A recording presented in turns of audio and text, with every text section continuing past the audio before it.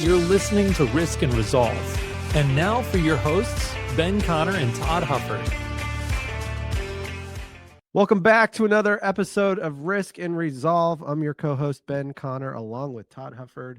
And today we're doing the intro into part 3 of 7 of my grandfather's war story, Henry Clay Connor, in the Philippines, about to be missing in action of what happened in episode 2. So we're going to do an episode 2 recap before we launch into episode 3. But episode 2 was launching in. So he fled into the jungles. He went straight north from Little Baguio, which was where he was located. And he was instantly sick. And he had malaria, dysentery, dengue fever, and it was not good. He was left behind. He was by himself for 5 full days. Not a good outlook for trying to be a survivalist on your own. Probably not the way that you want to start. No, he also talked about having that you can have multiple different kinds of malaria. Yeah. I mean, that's just terrible.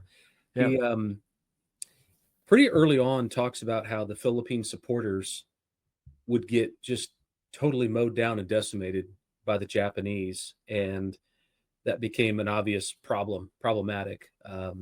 It prevented other Philippines from supporting them, and it also just prevented these guys from wanting to be helped by them because they cared about the Filipinos so much.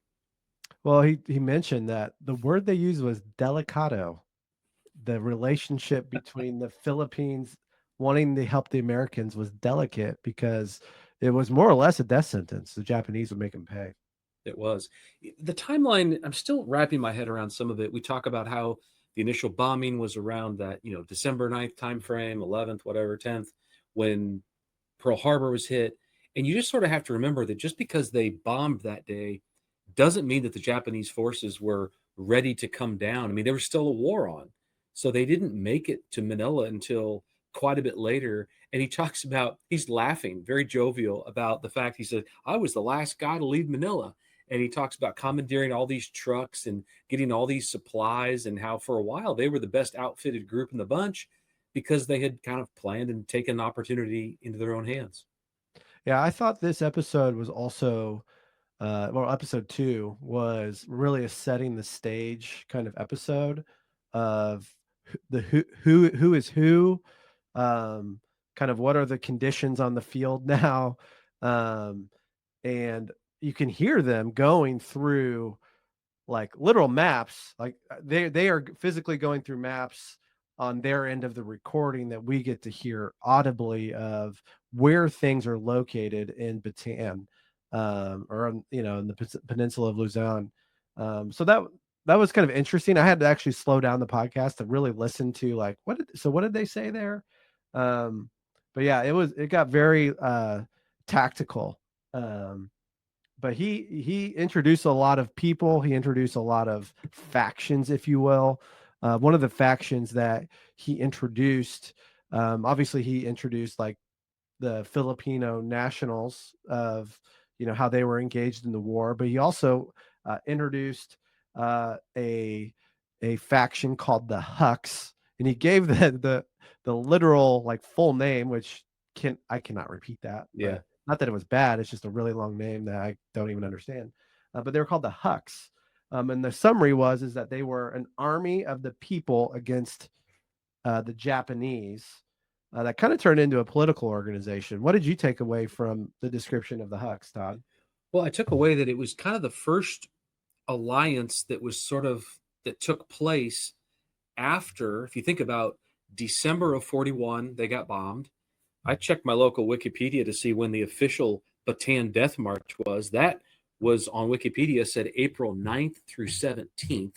So you figure that's 5 months after the bombing. Yeah. I don't really remember from his recordings him talking much about falling out of rank, but I remember from the book and some other writings that they were allowed to fall out of rank and do whatever they wanted.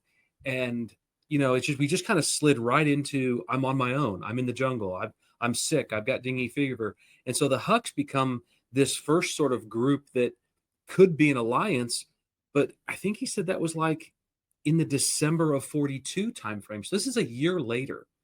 So they're fighting a war for 5 months. They fall out of rank. Bataan Death March happens. He's running around. The Hucks appeared to be favorable to Americans, but he also mentioned, he says, the more I studied and learned. Now, you and I both know he wasn't hanging out at a library. I wish I could say, where did you study and where did you learn in the middle of this war? Because he says, that the Hucks were all about, they were a Chinese agrarian movement, and they were going to take the land and give it to the peasants. And he just says, matter of factly, this is nothing new. This is Marxian doctrine.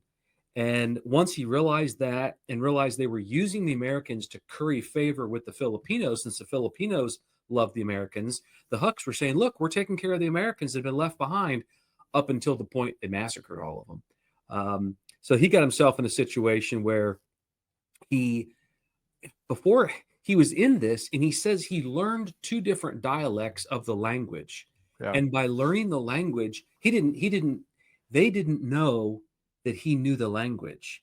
And so he picked up things that they didn't realize he knew, and was able to learn what they were doing. And there was a situation where he's in a bad situation. He pulls a gun on the leader and basically walks him out of this tent. Doesn't say how far away from the tent, but lets him go. And he says after that, they really respected him, I think, because he didn't kill him. Yeah.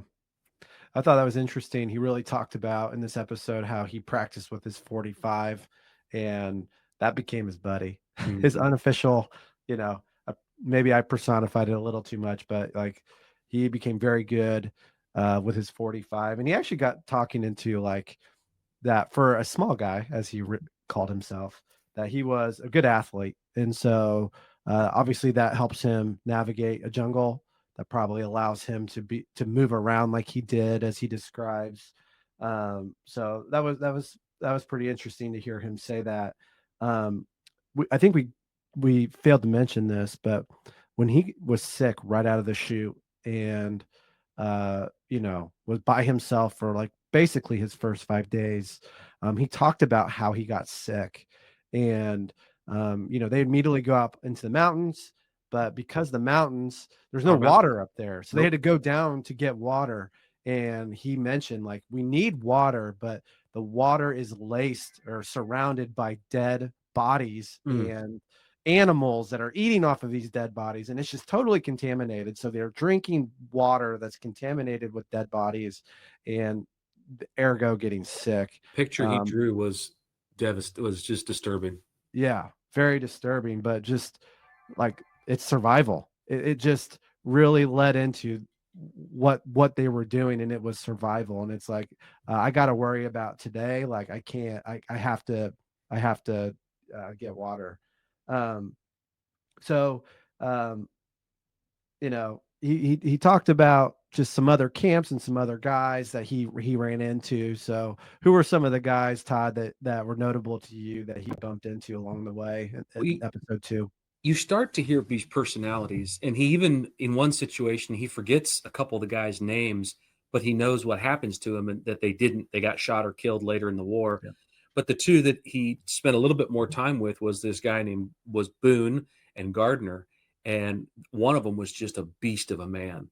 And he kind of talks about different stories around him and how they were camped out near a place called Fawcett's Camp. Now, Fawcett appears to be a World War I, maybe American hangover, who's married and has married to a Filipino woman, has 10 kids. So this is not, Fawcett is not a World War II military guy.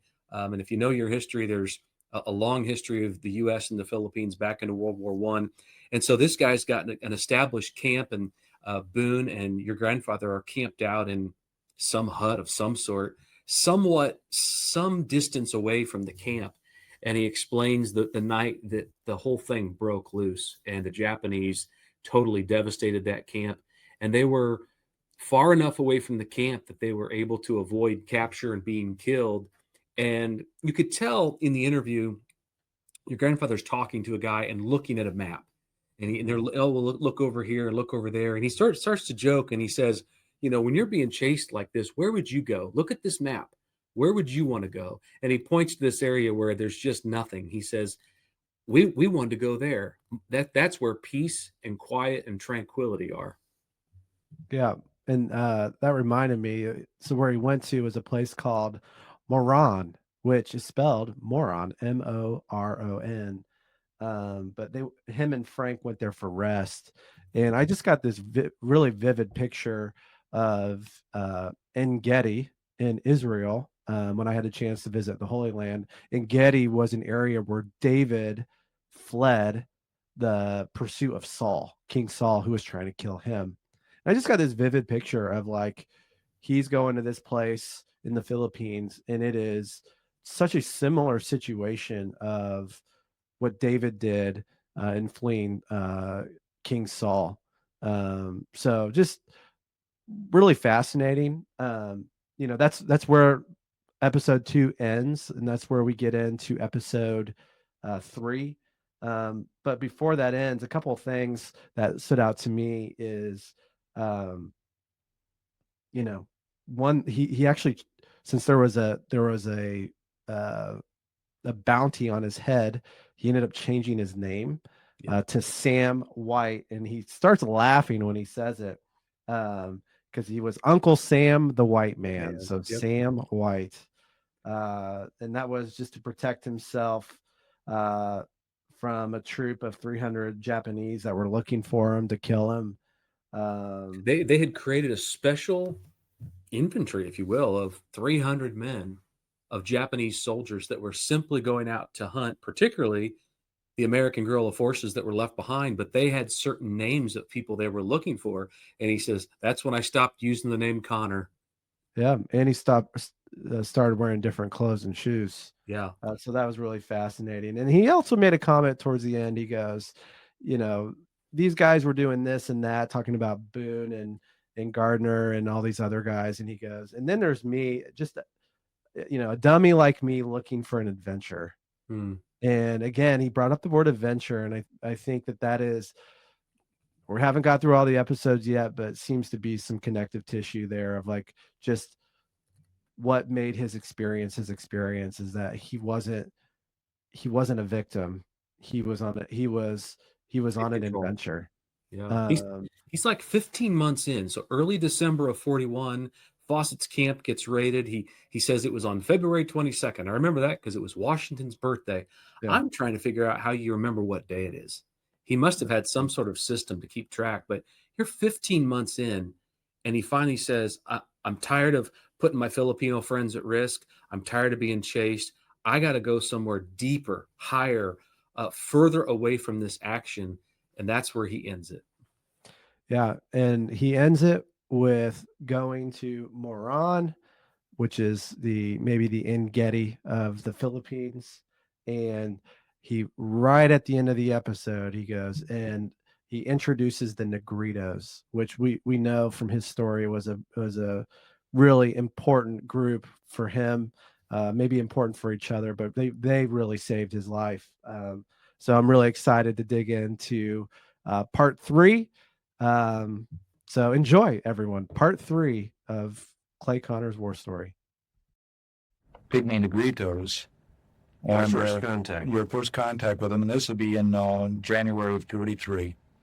I was fascinated. Have you ever met a pygmy in his own environment? Not many people have. No, not many people have. And well, they got to remember the vintage of the year, the era that we're talking about. Road to 43, of course, that's. I knew nothing about tribal custom or their religion or their superstitions. And at this point, I didn't have the time to learn, but I was totally fascinated by them, just intrigued. I wanted to know everything, but they were very distant. They weren't hostile, but they were distant. And I learned that they did not give me honest information. They told me that everything was great in Maroon. Well, everything wasn't great in Maroon because Maroon had also been a place where the Japanese decided to put their soldiers when they wanted to give them a rest. Now, this is our spot for the Japanese. This is where they carry them in by boat to Maroon to get them away from everything when they're sick and everything else, and set up a headquarters there. And good grief, the place was loaded with jabs. I couldn't have picked a worse spot. And I was in no place, and I was in Maroon, and no way to get out except how I came in around by boat. There's no other way to get out of this godforsaken area. Although it's beautiful. Mm-hmm. Absolutely fantastic. I was right about the terrain and everything. Mm-hmm. But you got in by boat or No, I came through the mountain. So you did come over there, but you had to go back over the mountain. Oh, yeah, no way you're going to do that. Mhm. If you go back over the mountain, where are you? Right. You're back where you started. Right. Well, you wouldn't have left there in the beginning unless you're in big trouble. Right, because of that way they live in. Yeah, plus the fact they were wiping out all those cities over there looking for you. Uh-huh. So anyway, we stayed there 2 or 3 days and we had to get out. There was only one way to go, and that was north. So we had to go by boat, and the Filipinos rigged up this, and I didn't know what they were doing at this point. I don't know if they're selling us iron blood. But they whipped up this big bonkin. That's an outrigger type thing, and they took us out in the China Sea and along the coast. We never got so seasick in my whole life. There was a storm came up, and I'm in an outrigger, and we're not that far out, or in the break, so to speak, you know. Mm-hmm. And he started getting sick. Well, I never got seasick, but I was getting real sick, and all of a sudden I see these lights going on. These fires building up. The fires building up mean signals. To me, they mean signals. So I said, we're going to shore north. No, you can't do that. They never find me. They go on the shore, I'm sure. No, you're not. And there were 2 Filipinos. They said, they're going to be running in about 30 seconds. Well, up comes the gun. Boy, we want to shore right now. That was a hour settler. That was that good and said. So all of a sudden they put us ashore and they were gone because they knew that the signals were being set by the brave Japanese Filipinos to claim the heads. There weren't too many of them, but that was a bad area. Oh boy. So we got north into Warrenfall, which was a Japanese base, primitive naval base, American naval base they'd taken over. Mm-hmm. But we found former Americans, we found Filipinos who were formerly in the United States Navy Mm-hmm. living in Warrenfall. Now, they'd have sold their family out to protect us. Mm-hmm. See? Oh, great. You finally got to a good area after that. But we had good communications. They spoke fluent English. They were very patriotic with the Americans. They put us up here 2 weeks, but said we had to clear out. Mm-hmm. Plus the fact that the Americans had one American who was from Newark, New Jersey. Fred Al Vedra had been released from San Fernando prison camp and had been brought to the North to find us. They had traced us, see, Mm-hmm. and he was released and given certain privileges in order to turn us in. And so all of a sudden he shows up in a bunker like we did, and he comes ashore and we're communicating. He's from Newark and I'm from Irvington, which is next door. It's kind of like Grand Ripple in Indianapolis or St. Paul, Minneapolis. I don't know how that goes. And I had a nervous feeling about this period. I just thought there was something wrong. He wasn't saying things that, but he was quick and he was rough. He was a street fighter. I mean, I recognized him because I was, I couldn't hear it. And he was a bit street fighter. I could tell. But there was something wrong. You don't show up like that. Been all this time. Never heard of. How could he be free? Where'd he been? Where'd he come from? You don't come out of the bush. Yeah. I mean, everybody knows where everybody is. See? It's a big island, but you know what's going on. Right. By this time, you better. If you're going to stay alive. Right. So I went and I told these Filipinos, I said, you better take off and I'm leaving. Now, this was within 3 hours after he got there. And all of a sudden, while we're doing this, having this meeting and whatnot, he disappeared. And or we took off right down. I left him at the top of the mountain. I flew back up through here.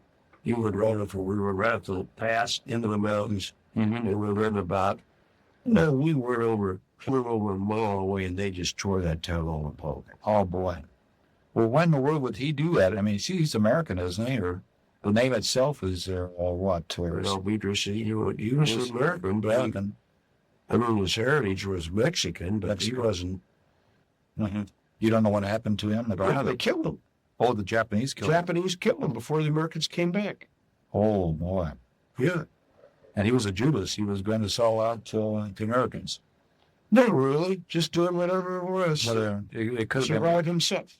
He might have been brainwashed or tortured or something. Well, Who knows? yeah, he was tortured, but he was surviving too. Mm-hmm. And that was his way. I don't have any hostile feelings. He's doing his thing. See, he was keeping alive too. But he was caught in the circumstance. I was in the circumstance. Mm-hmm. I mean, I wouldn't have killed Fred no matter what. Right. Even if I had known definitely what he was doing, I wouldn't have killed him. He wouldn't kill me. See? He was doing what he was doing, I was doing what I was doing. He was trying to keep alive and by selling information or giving Any time you make judgment after a war of this kind, and you go back and you say, if I had been in that circumstance, I wouldn't have done that. It's a bunch of stuff. You don't know what the hell you do to save your life. You didn't. And not only that, it isn't like you have to make that decision when you eat steak and potatoes and hot breaded biscuits, and you lived it in American stuff. You don't make those decisions with that kind of chemistry. You make the decisions after months of hardships, isolation, cut off from your own family and your country. You cannot rule upon yourself a judgment after the fact about a person in that circumstance and say, he should not have. What he did was, you can't say what he did was wrong because the rules, you don't know the chemistry or you don't remember anything. Say, but that was probably the exception, though, when you say that this. There were probably about 20 or 30 of them that did that. None of them survived it either. How's that wrong? No. But you get into the prisoners, and you hear the prisoner stories, and they don't tell half the damn stories about what they did to each other to survive. Stirred each other's food, they quoted each other in order to get favors.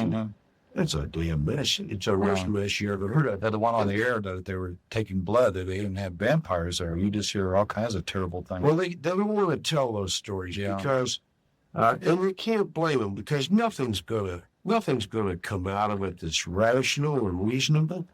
You have to deal with the man and the environment, the chemistry, and the thing where he is. It's not a reasonable circumstance in which you can make a reasonable judgment. And none of us at this point in time could ever possibly make judgment on any of those people that were involved or had in that experience. You're only looking at it in the eyes of a person years away. That's a good point to make. Very good. I appreciate you bringing that up. So you proceeded north. This is January 6th. I think I'm getting my timing off because the road says February 22nd, 43. It looks like you're coming back up across the road. Right. That's exactly what we did. I'm pretty sure. Yeah, I think the raid may have taken place after this business with this Fred Al Vedra. That's probably true. In other words, we went down through there after this other raid over. Yeah, and boom, they came up. And then it was the boom steel. And then we fled north. I was thinking that's how it happened. Right. I'm glad I put this down. Then we went up here and see where we made our mistake where we went north. We were going to this objective up to here because we thought, well, if that isn't any good, these mountains up here with the Igorots, they're the most aggressive and probably the most talented of all Filipinos. They do a lot of weaving. They live in the mountains. They have a fine culture. They have a lot of good religious background. And the Negritos were very, very industrious people. They were the most industrious. You've seen these pictures of the kind of on the sides of the mountains where they build these farms where the irrigation goes from one level to another. Oh, yes, very elaborate. Yes, they're terrorists. That's what the Igorots did, see. Oh, marvelous. So anyway, we were really there. That was your objective, but we got into Ganab territory up here, which surrounds the Filipinos that were brought in with pro-Japanese around Cabanatuan. Cabanatuan is the primary prison camp of the Americans. It was named after the town of Cabanatuan, and the Guerrilla were brought in to live around Cabanatuan. You see that area there in the X? You see La Paz just to the lower right of the X mark? Yes. And La Paz. Yeah, that's La Paz. And when we come over and you come down, let's see, Cabanatuan is in that area. I can't find it. That's where it is. It's on there. You want to cut it off with no. Okay, so the prison camp of Cabanatuan, which would be northeast of where you had been at the time of that raid, where they hit Foster Camp and Boone's Sphere. So that's where the main American prison camp is located. Yeah. Then it's almost directly north of Manila. That's right. And that was really the goal on the Bataan Death March. They marched. No, they marched to O'Donnell. They marched to San Fernando, Oh yes, which is right below A and Pampanga in the bay. See, down here. Oh yes. Then they took them by truck, and you take the left way. See, Yes. north to, you see where Angeles is? Angeles, right here in Clark Field. Yes. Then you go north up to O'Donnell, Camp O'Donnell. That's where the first camp was. An isolated army camp back in the mountains for the movers. Okay. And that's where 26,000 people died. Right there at that place. Right there. At O'Donnell. Okay, O'Donnell. I'll circle that. Okay, I see where it is. Because of O'Donnell, 26,000, the place was polluted. They couldn't even bury him. So they cleared them out and took them over to Cabanatuan. Because there was no, absolutely no place to put them there at Camp O'Donnell. And 26,000 died. 26,000, not Americans and Filipinos. And Filipinos there.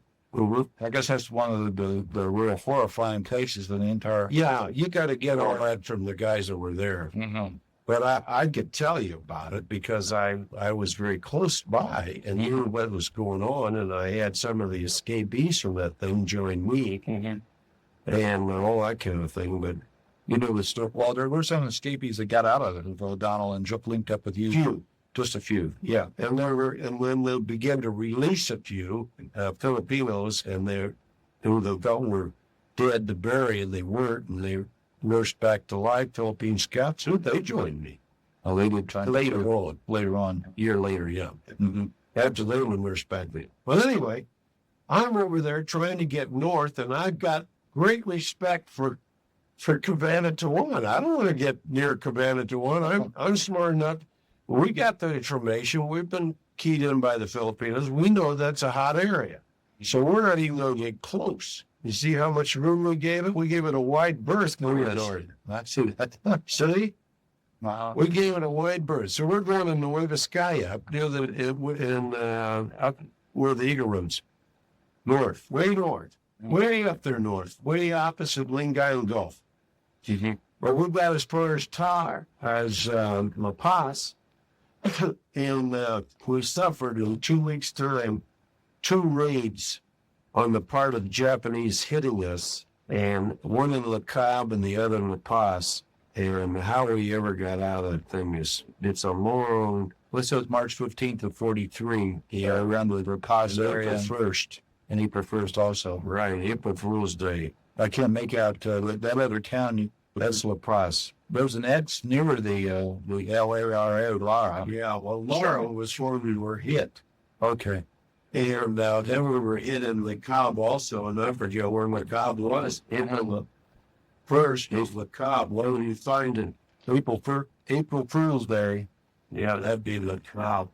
So that'd be right up there. So the Japanese got some prior information that you were in the area, and then they went up there and every place we went, they knew about there was some advanced intelligence. Again, by that 10% or 5% Filipinos that are informing them about your Well, activity. we're in the Cabana-Tijuana area. Mm-hmm. See? If I make that out. Mercaba is southeast. Where's April 1st? See it on this one? Is it- Yep. Won't see it on this one. I see March. Well, you see the X? Yes. Marvin? Yes. Was there another X north of that? Little one? Oh, yes. Here's something. Now that little April X come down an inch or half inch southeast. Okay, I see it now. The cop. L-I-C, There's a- yeah, I see it now. It's L-I-C-A-B. I'll mark this on the match so don't forget it. L-I-C-A-B. I see it now. You remember that? Nothing could be rougher than the cop. Inside joke there. Boy, I'll tell you. Well, how many Jap 300. 300 against Yeah, how many? 300. How many did you have on your side? About five. 5 of you. 5 of us were trying to get through there. Yeah, we picked them up. Picked them up after all this deal at Boone's camp and Fawcett's camp, and we escaped out of there. And 5 of us met up. And we were trying to go north. They joined up with me. So as a result, we got hit pretty hard, and we were running pretty hard. And fortunately, we ourselves through part of their group. They were all that well trained, and they didn't want to get through. They were just trainees. 5 of you against 300 Yeah, Japanese soldiers. yeah, coming in. They were coming in long lines, from 3 directions. We took the direction we were covering out. We didn't know that. We were fortunate. We ran into one side, we ran into the other side.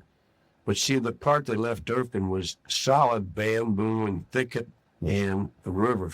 And we went across this narrow piece of the river and through the thicket and got out, and they started mortars and machine guns.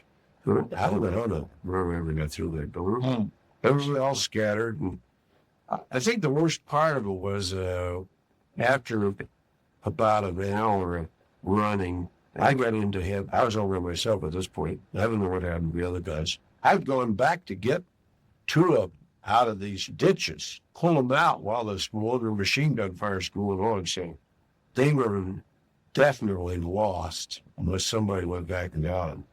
But I was with the first 2. Then we got each other out. And then we took off, and here they come, and they got stuck. They couldn't get out. Too high and muddy, slippery bank. Mm-hmm.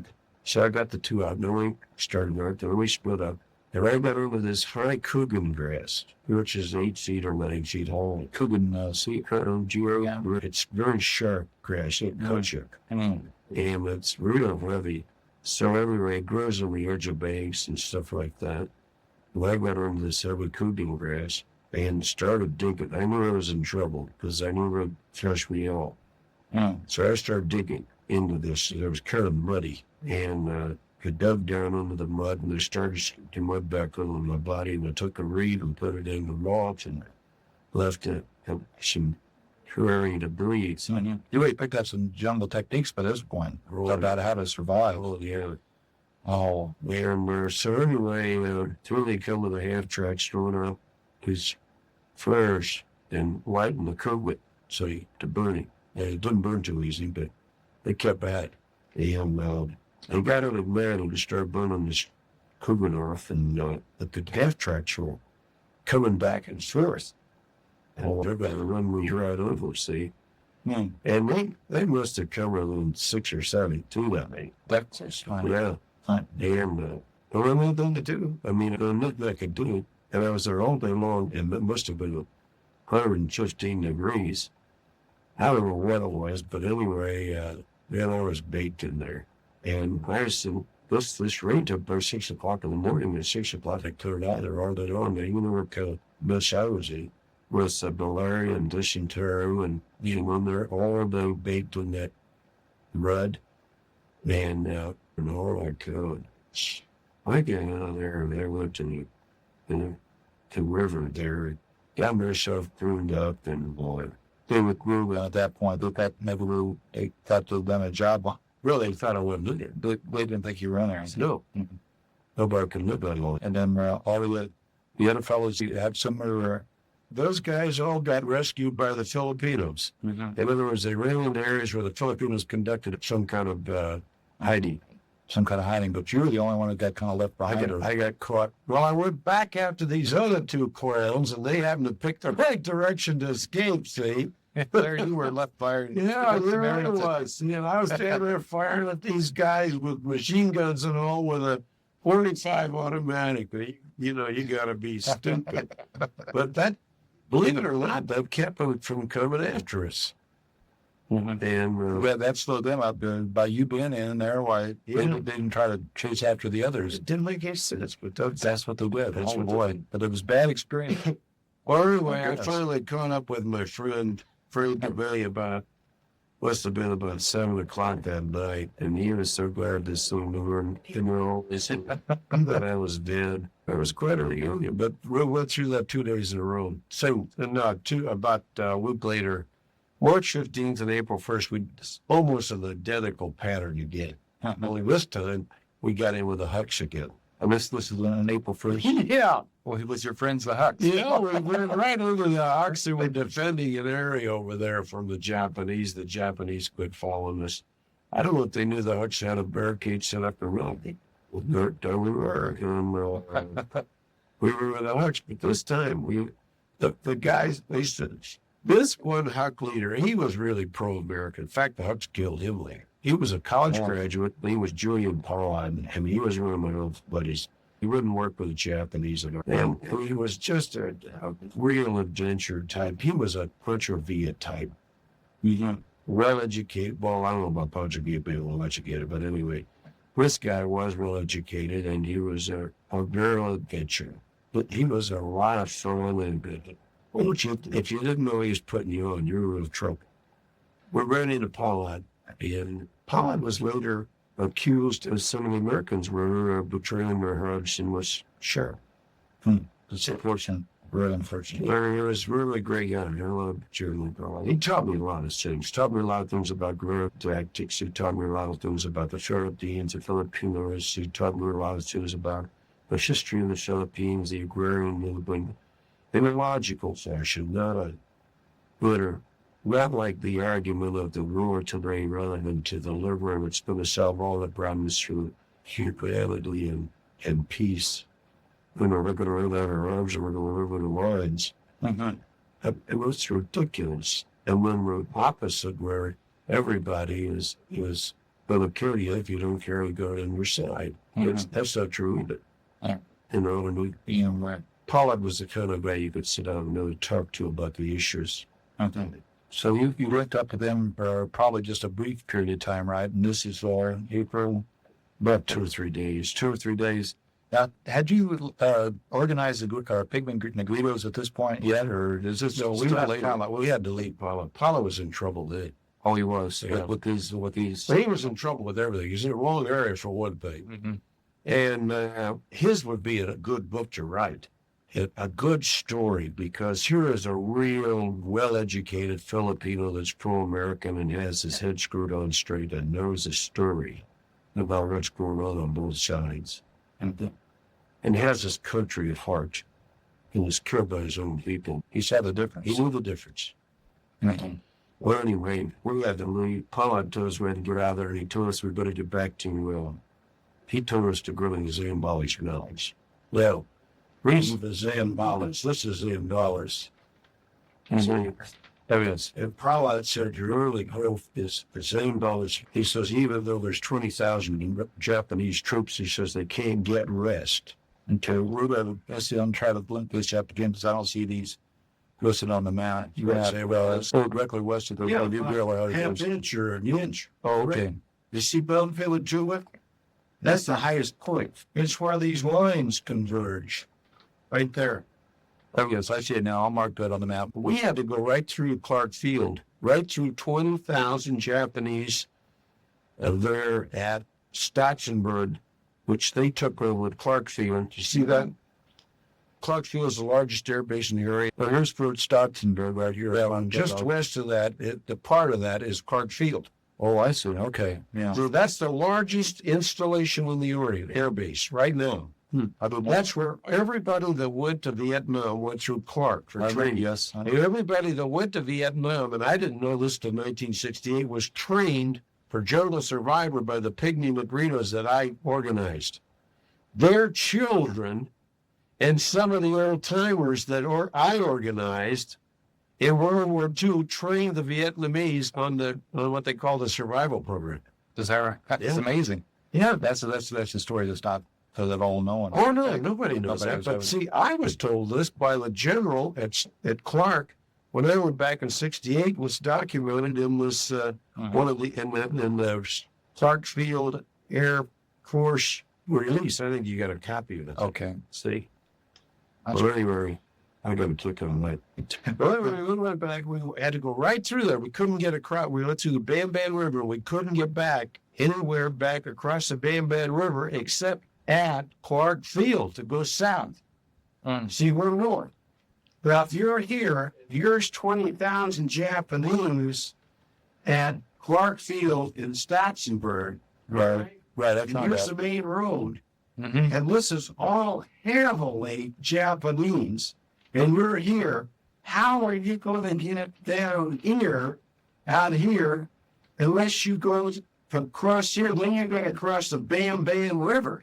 Well, you can't cross the Bam Bam River.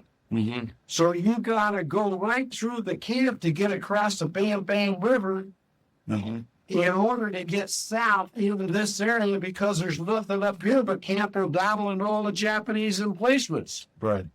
Right? Right. You have So some you choice. got to come south. Well, you can't get south unless you go right through or down that main road. Well, you can't go down the main road and you can't go east of the main road. So what do? We go through the west part of Clark Field, right?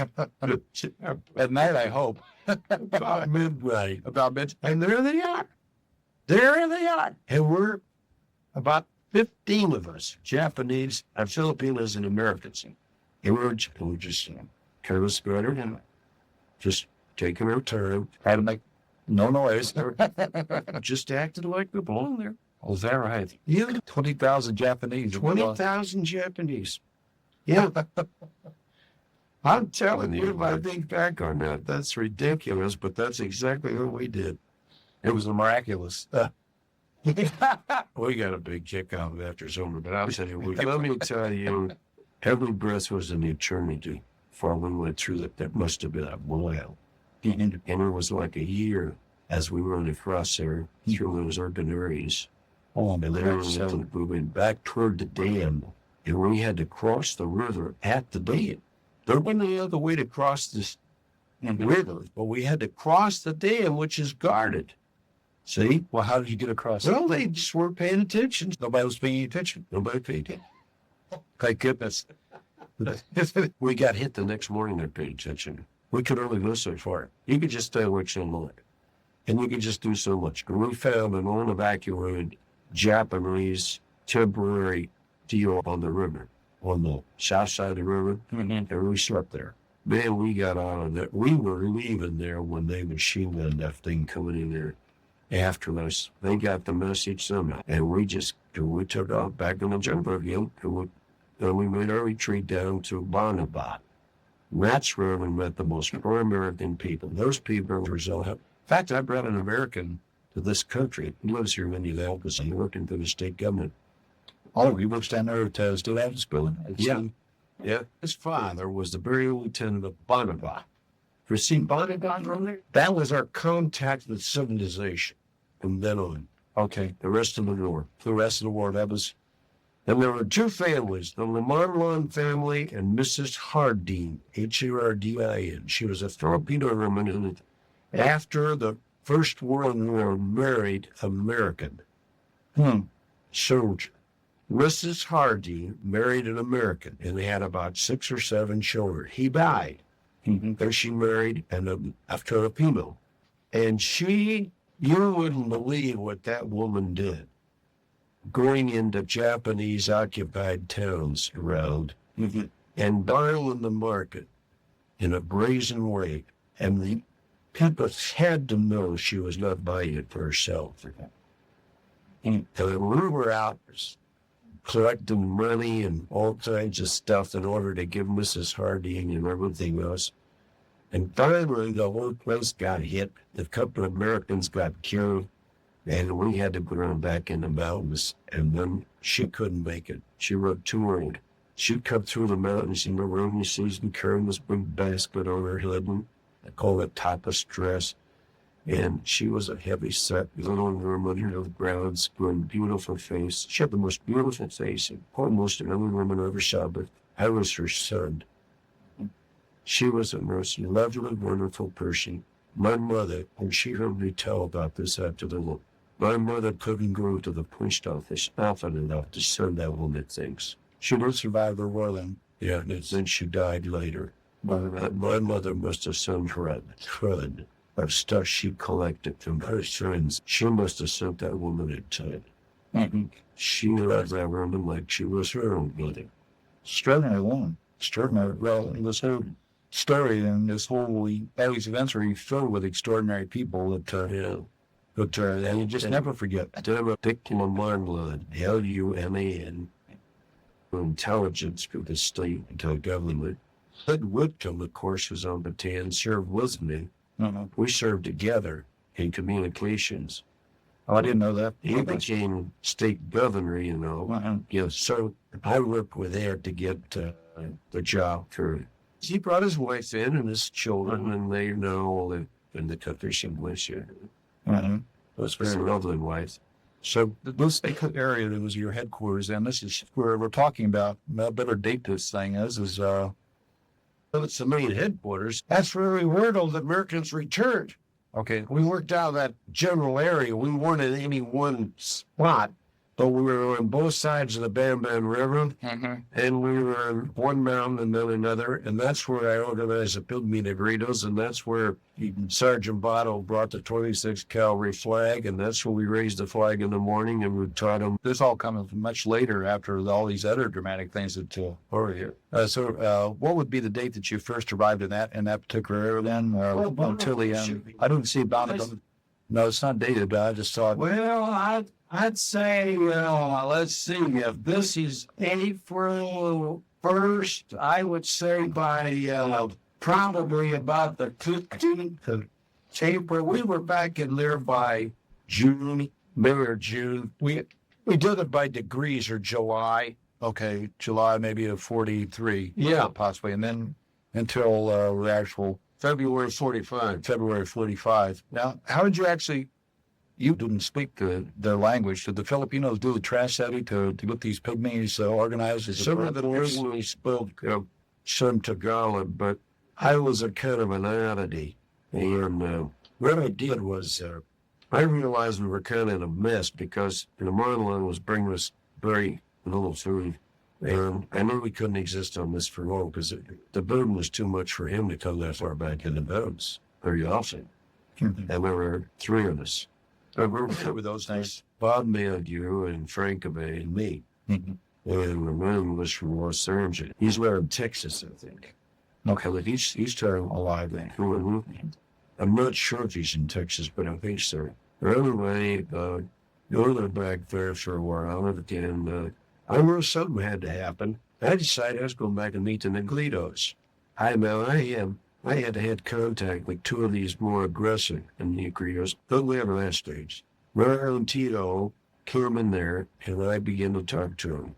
And I spoke fairly well in Tagalog, and they spoke some Tagalog. And I began to, I had some paper in a pencil. At this point, they have any books. During some of the times we were hiding out, I ran into many volumes such as I've been doing versus Shakespeare, the Narcissus, Fulber, Core, the Believer, Innocent, or some of these short windows that collected volumes because I looked for the leather bindings. And I got into some of those areas and we conducted them with 5 or 6 days or a week or 2 weeks around there. I'd take one of the volumes last time and take 2 volumes, 3 volumes, and then send them back. So I had a lot of reading time. I did a lot of reading. But anyway, I had some pencil and paper and maps that I collected. Carried over here. And I wrote down the phonetics of what they would say in translation when I made up a speech, and I decided to go back and I wanted to talk with the Negritos. So I had the speech all written around and the phonetics. And I went back and they They were all spread down around the fires and whatnot. They're all facing away from him, laying independent. And here I am, right back there, and they'd been known to kill all the white men on well. And they said, "You're nuts, man." Well, I went anyway, and I thought it was a great adventure. And I had this other experience previous to that I realized I was crazy about. I thought they were marvelous. Primitive, aborigines. And I've read much of the history of this time. And those were the aborigines. Where they actually came from, nobody really knows, Micronesia or something. So I got back there and staged me as I wanted to talk to them. So I read my speech that I'm an American, the Americans are going to come back and liberate them. These are aborigine jungle people who have never seen a white man in their life. And it was totally, it's like talking to an Eskimo about a refrigerator. It was nothing. Why are you going to liberate a person that's already liberated? See? Well, they'd seen an airplane overhead. They knew something. They'd heard the bombs drop down there, and they knew that things weren't right in the lowlands, and they knew something about how the Japanese made some raids on the mountains, and they set up these pig traps, which are made out of bamboo and cut you up in a minute. Bring you step on, they go right shot into your hips and hang you up when you're dead. Or they'll trick you and throw you in the air and throw you on a bunch of spikes. So they had set up their own defenses, so they knew there were problems. But they didn't need to be liberated. They're already liberated. But anyway, they didn't know what I was talking about. They didn't know what I thought I was funny. But the funny part to them was that I was saying words that they understood. I was the first intruder that ever came into their tribes and tried to communicate at their level with their words. That made the difference. They adopted me right away. Crucial. I was their man. Not only that, I picked a subject which made sense to them. I had detected that their big problem was salt, because it was mine. They had wild animals. They had banana leaves, which were keyed and converted into wrapping material. And they had bamboo. And they had wild bananas. And they had rice, moved rice out of the mountains, They had good trading material, but they were being snookered out of a lot of valuable stuff for nothing. When I put it, I could get it surf enough. Here comes the scrounger back in, right? I can get you all the salt. Boy, that made you real popular. Well, they didn't believe it, but they liked it. They liked what you said. So they let me live. And they adopted. I had no question about the fact and everything that they not only let me live, but they adopted me and wonderful to me. Plus the fact that Gerald called me his brother. Now, you're either a brother or you're dead. I started that out later. You're not halfway. And when I became Gerald's played down, I was you. Thanks for tuning in to Risk and Resolve. See you next time.